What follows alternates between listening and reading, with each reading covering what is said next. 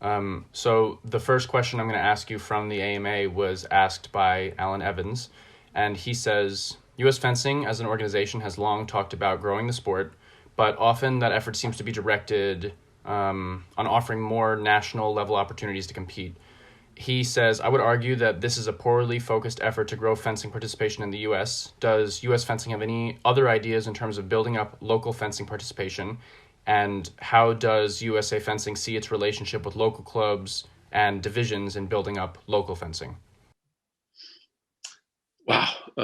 Thanks, Alan. I appreciate the question. And I am also concerned about the local tournament. So at this point, I think USA Fencing, as you say, offers opportunities on the regional and national level. And in my opinion, that has had good things and bad things come out of it. People are excited to compete all over the place, and there's points out there to get, and there's rankings, and everyone's excited about with their place, in the on the rung of the elite fencers, etc. But where does that leave the local people? So we all started as beginners, and I think the local tournament, the local fencing club, etc., gives us the opportunity to start small. I think, like when you're first starting out, parents and fencers, if they're financing it themselves, they don't want to go to a knack first thing and just put all that money into it. They just want to start out small and so the local and inexpensive tournaments are the vital input for growing the sport. They're the things that start people out, and that's where the bug bites, if you will, or the fencing the fencing addiction starts. So I think you and I, Andrew, are lifers, and there's a lot of other people out there. But where do we start? Well, of course, in the local. I think we've trended away from that because of, as I said, the lure of national points. And I know in our area, I can pretty much speak from our area. We've seen, like when I came up, it was the local tournament. Everyone went. All of the best fencers always showed up at the local tournaments, and that's because of the structure of fencing. I think there weren't. There wasn't Div 2, Div 3 for one thing, and there wasn't a knack. We had a thing called a circuit event, but there weren't big national youth tournaments or ROCs or SYCs or any of that.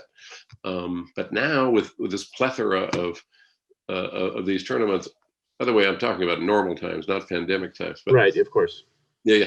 But with this a huge amount, how many weekends are left? So people, I think, get tournament fatigue that way. But still, the crucible of the fencing, the thing that forges a dedication and a love for the sport, and where you really find out what's what, is the local tournament and the local club. So as far as what USA Fencing is doing to support these things, I think that they're offering incentives for membership. Given this year, membership's way down, and fencing club membership is way down too. I think I know that they're offering certain incentives, financial and stuff, in order to join. And U.S. Fencing is completely dependent on fencing clubs. I mean, that's where everything happens. So, of course, USA Fencing is concerned about it.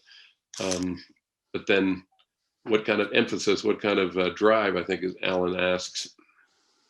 And my answer is, I think it's up to the local folks, honestly. I know in the San Francisco Bay Area, as I mentioned before, we have a series called the Bay Cup, and this has been going for many years, and that's where the local people get together, and it encompasses, I think, 8 counties or something, and there's a point system, et cetera. But honestly, that's kind of faded away too with the growth of a national tournament. So I'm at a crossroads there. I really think that the local tournament is, and the local clubs are the place to have it happen.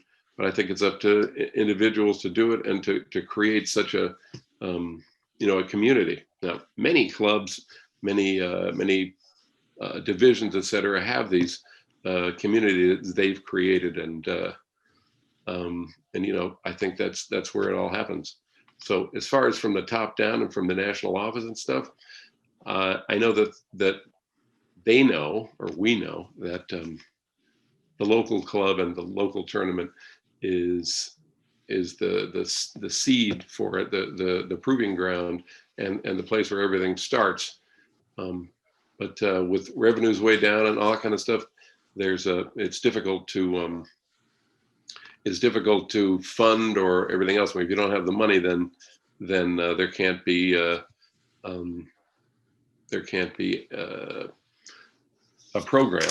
However, I will also say that to me, the thing that stands in the way of new clubs, that stands in the way of new programs, et cetera, are two things: equipment and qualified coaches.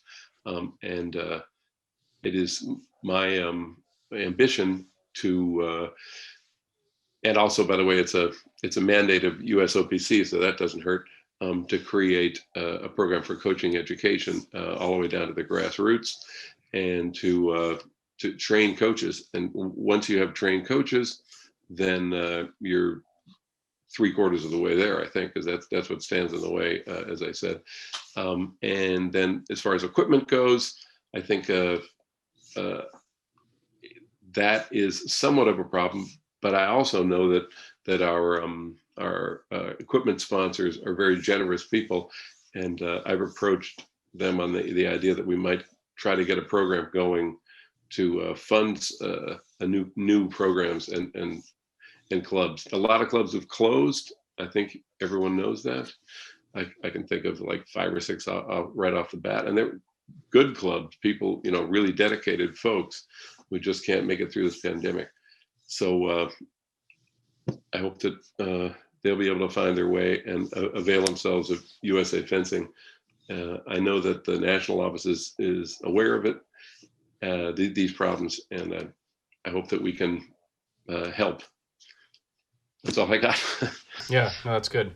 I want to get back to that in just a second.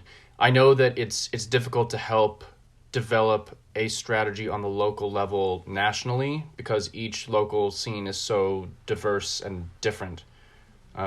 So it's good that there's a plan to help train coaches, because I agree that the two limiting factors here are the number of trained people who can teach the sport, and in a lot of cases, equipment. And I know that in New York, there are certain vendors offer discounts for high schools that are starting a program. And Right. I would imagine that setting up something similar for a club would be a really good initiative, especially now, as you say, a lot of clubs have closed down, and maybe we can get them back on their feet, but maybe not. So that definitely leaves a vacuum in certain places that some deal like that could help fill.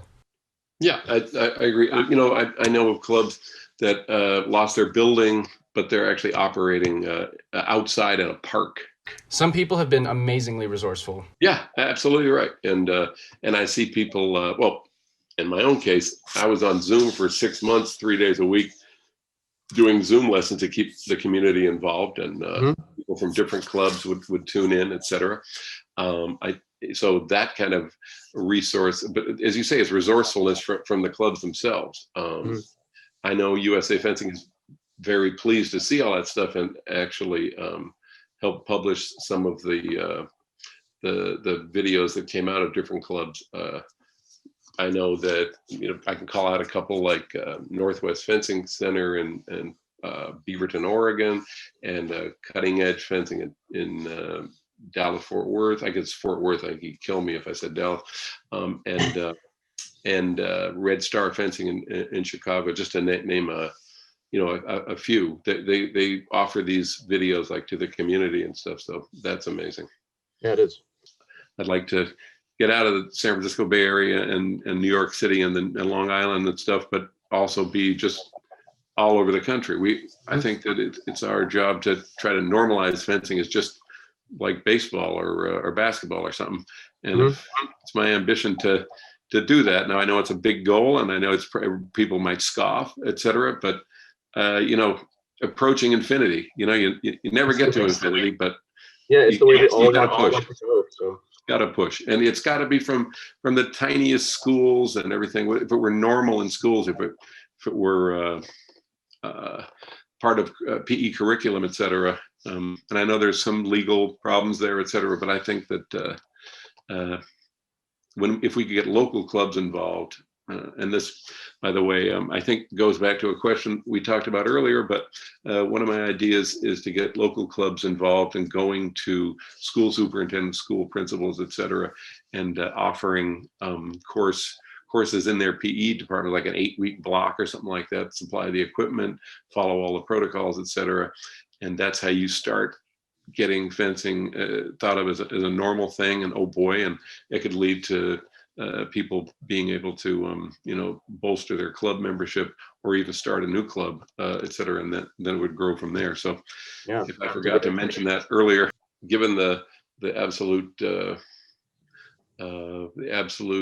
stoppage of any funding from tournaments, because USA Fencing is highly dependent on revenue from there. I think USA Fencing can offer guidelines for starting clubs. They can offer, we can offer club in a box, I think they call it, where how to publicize, how to resources on how to go about engaging the community with chambers of commerce, et cetera, et cetera. But as far as on the ground, like feet on the ground stuff, I think that we have to wait for a resumption of tournaments. And I am very interested in trying to make clubs whole again and expanding them. So I think it's down the road. No, that's good. If anybody has any suggestions about either of those topics, feel free to leave them in the comments.